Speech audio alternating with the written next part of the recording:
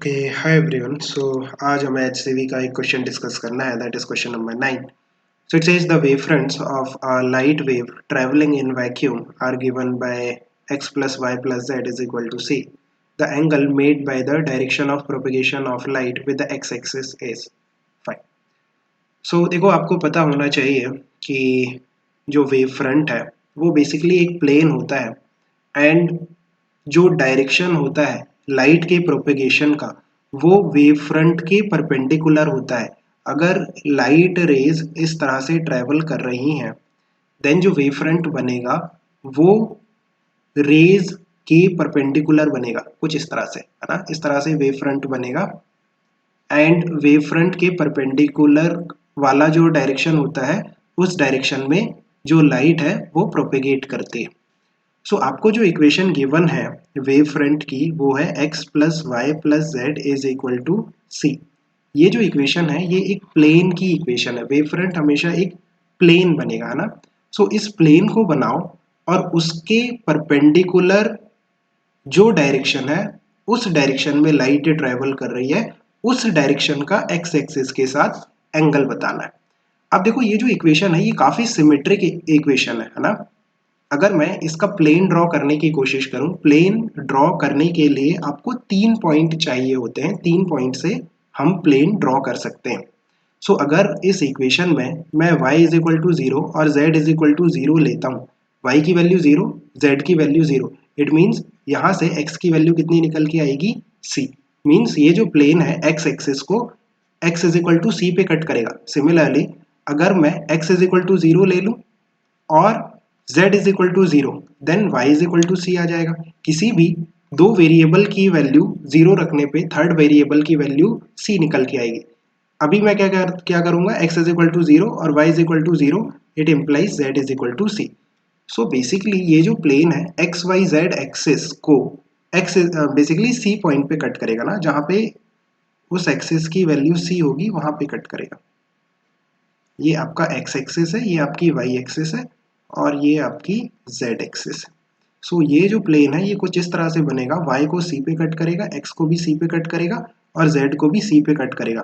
सो काफी सिमेट्रिक सा प्लेन आने वाला है कुछ इस तरह से, समथिंग लाइक दिस, राइट. ये प्लेन आ रहा है, ये है y is equal to c, ये है z is equal to c, ये क्या है x is equal to c. Now इस प्लेन का जो परपेंडिकुलर डायरेक्शन है उस डायरेक्शन में जो लाइट है वो ट्रेवल करेगी. सो एक काम करते हैं, ओरिजिन से हम इस प्लेन पे एक परपेंडिकुलर डालते हैं. सो जो परपेंडिकुलर हमने डाला इस तरह से, आप देखो 3D में थोड़ा सा फील करना पड़ेगा. मैं क्या कर रहा हूँ, ओरिजिन से इस प्लेन पे एक परपेंडिकुलर डाल रहा हूँ, है ना. सो 3D में, सो थोड़ा सा आप देखना फील करना, ये एक परपेंडिकुलर है इस प्लेन पे जो कि मैंने डाला है इस तरह से. नाउ ये जो परपेंडिकुलर है ना, इसी के डायरेक्शन में, इस परपेंडिकुलर के डायरेक्शन में जो लाइट है वो ट्रेवल कर रही है. आप प्लेन पे जो परपेंडिकुलर डाल रहे हो उसी डायरेक्शन में जो लाइट है वो ट्रेवल करेगी, बिकॉज वेव फ्रंट के परपेंडिकुलर डायरेक्शन में ही लाइट ट्रेवल करती है. नाउ ये जो परपेंडिकुलर है इसका हमें एंगल बताना है एक्स एक्सिस के साथ.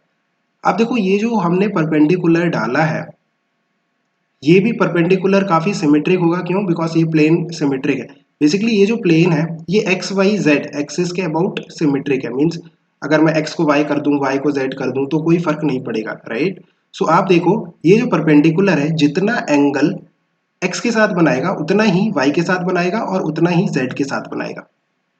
So let's say x axis के साथ ही अल्फा बनाता है, y एक्सिस के साथ बीटा बनाता है और z एक्सिस के साथ गामा बनाता है. then alpha is equal to beta is equal to gamma, right, because of symmetry you can say. now अगर कोई लाइन जो कि 3D में है x एक्सिस के साथ अल्फा बनाती है, y एक्सिस के साथ बीटा बनाती है और z एक्सिस के साथ गामा बनाती है, देन हमने डायरेक्शन कोसाइन डिफाइन किए थे. cos alpha is basically m, cos beta is equal to n and cos gamma is equal to basically lmn था ना. सो इस तरह से cos alpha l, cos beta m और cos गामा n. सो ये जो डायरेक्शन कोसाइन है, right, इनका स्क्वायर का सम 1 होता है L square plus M square plus N square is basically 1, right. ये डायरेक्शन कोसाइन हमने पहले स्टडी किया था। सो अगर alpha is equal to beta is equal to gamma है, इट मीन्स कि L is equal to M is equal to N, right. So यहाँ से L, M और N तीनों बराबर हैं। सो क्या मैं इसको 3 times of L square is equal to 1 लिख सकता हूँ? सो क्या यहाँ से L की value plus minus 1 upon under root 3 आएगी। Now L is basically cos alpha, so ये हो गया cos alpha is basically 1 by root 3। So यहाँ से आप देखो कि अल्फा की जो वैल्यू है वो है cos inverse of minus 1 by root 3। Alpha क्या है? इस परपेंडिकुलर का एंगल एक्स एक्सिस के साथ, और जो परपेंडिकुलर डायरेक्शन है उसी डायरेक्शन में लाइट रे ट्रेवल करेगी। सो दैट्स वाई जो लाइट रे के ट्रेवल का डायरेक्शन है वो अल्फा एंगल बनाता है एक्स एक्सिस के साथ, जिसकी वैल्यू है cos inverse of 1/3। I think you have understood. Keep working hard, best of luck.